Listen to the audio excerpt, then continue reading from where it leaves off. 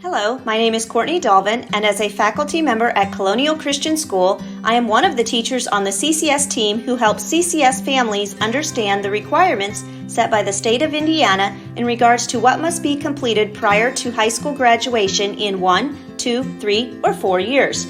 I understand that you are likely viewing this video because you are heading into your 9th grade year, or because you are a new high school sophomore, junior, or senior at CCS, or you are a parent of one of these students.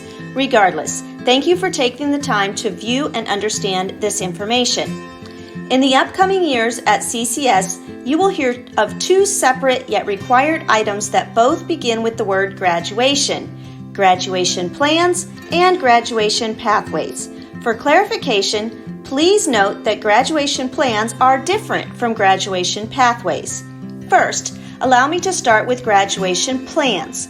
A graduation plan is a short online form that students must complete once per year, typically in the fall semester, beginning in grade 6 and ending in grade 12. The form for students in grades 6 through 8 is a shorter version of the form for CCS high school students. This graduation plan briefly details the goals of the student. You will hear more from a faculty advisor at the appropriate time regarding the student's graduation plan. Also note that the information collected for graduation plans is all kept locally, meaning it is not turned in to anyone outside of CCS, but it does allow CCS to verify that it has been done should the Indiana Department of Education inquire. Second, let me introduce you to the Graduation Pathways program, as this is the primary focus of this video. In the past, Indiana's approach to graduation requirements was a one-size-fits-all approach. With the passage of the Graduation Pathways program by the State Board of Education in 2017, students are able to individualize their graduation requirements to better align with their post-secondary goals. In other words, the path to graduation is not a one-size-fits-all approach.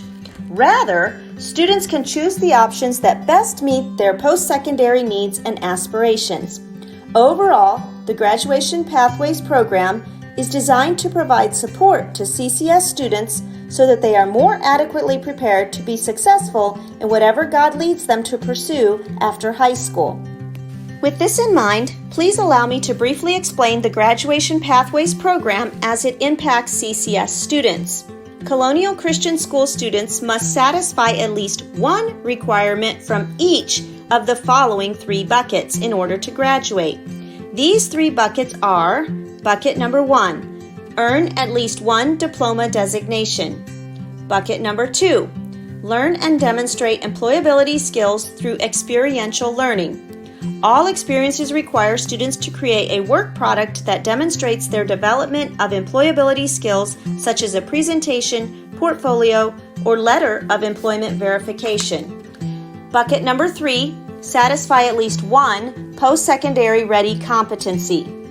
In the remainder of this video, you will receive an overview of each of the 3 buckets mentioned above. Bucket number 1 is consistent with what you would expect CCS students would be doing already. CCS students will earn a diploma with one of the following designations: General, Core 40, and Academic Honors. CCS will document that this requirement is being met as your high schooler completes courses. Bucket number 2 includes facets that are more student or parent driven, and therefore I will spend the most time on this bucket. Beginning July 1st, prior to a student's 9th grade year, or beginning at the time of enrollment for a new sophomore, junior, or senior at CCS, and then extending over the rest of their high school years at CCS, students need to meet and show evidence of meeting certain employability skills benchmarks that have been set by the state of Indiana for all high school students. This requirement encourages students to develop their professional employability skills such as teamwork, organization, perseverance, time management, decision-making, and pride in their work. Here's the good news. At CCS, we have found that most CCS students are already completing these benchmarks, and thus satisfying bucket number 2 will be a fairly simple task for them. Now, for more details. What do these employability skills requirements look like, and how will CCS know that students are meeting the requirements for this bucket? First, let's break down bucket number 2 further into 3 main options. These are project-based learning, service-based learning, work-based learning. Again, CCS students do not have to participate in all 3 of these options, but one or a combination of the options. Project-based learning includes working towards completing a carefully planned idea that allows students to gain knowledge and skills by working for an extended period of time to investigate and respond to an authentic, engaging, and complex question, problem, or challenge. Students often make their work public by explaining, displaying, and/or presenting it to people beyond the classroom. An example of PBL would include an independent study program in which students directly apply what they have learned in school to a project that may range from a career interest to a hobby to something that they would like to learn more about. The project is intended to be student-led and to be a learning experience with set guidelines and milestones along the way.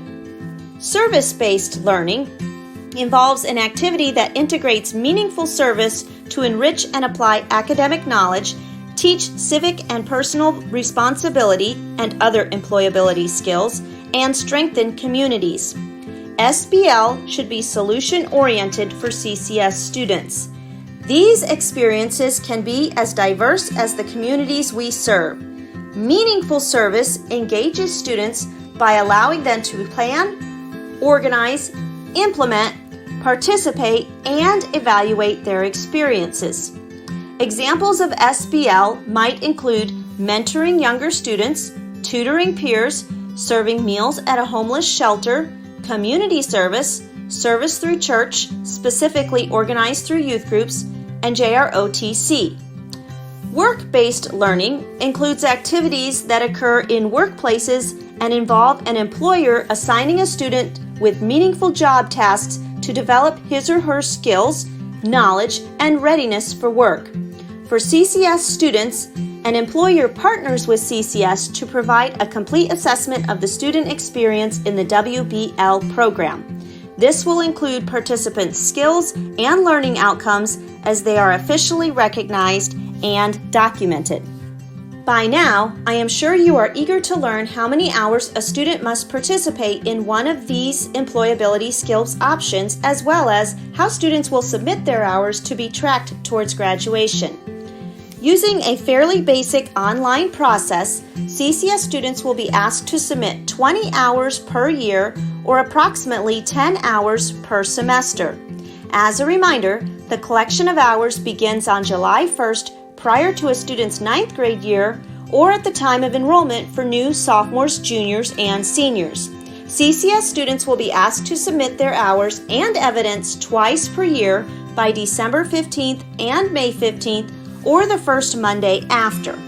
Please note that timely reminders will be sent out and the student will have a faculty advisor who will be collecting and storing the information kept in the student's file at CCS.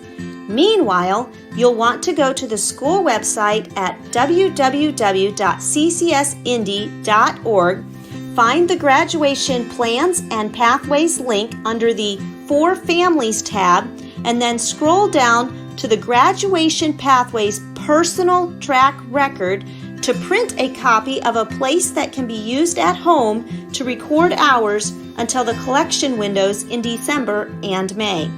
And as a side note, for new CCS sophomores, juniors, or seniors who have not completed Graduation Pathways program requirements in previous years, they will not have to complete extra work. Do note that Colonial Christian School is eager to accept any hours completed at a previous school, but if these records do not exist, these students will simply complete the requirements for the remaining time they are a high school student in the state of Indiana. So please understand that these students will not have to go back and make up extra employability skills hours prior to graduation. A few additional items to note in regards to bucket number 2, employability skills hours are: for students turning in work-based learning hours, a work permit is required to count these hours. students will need to contact the CCS office early in the semester to begin the process of obtaining a work permit.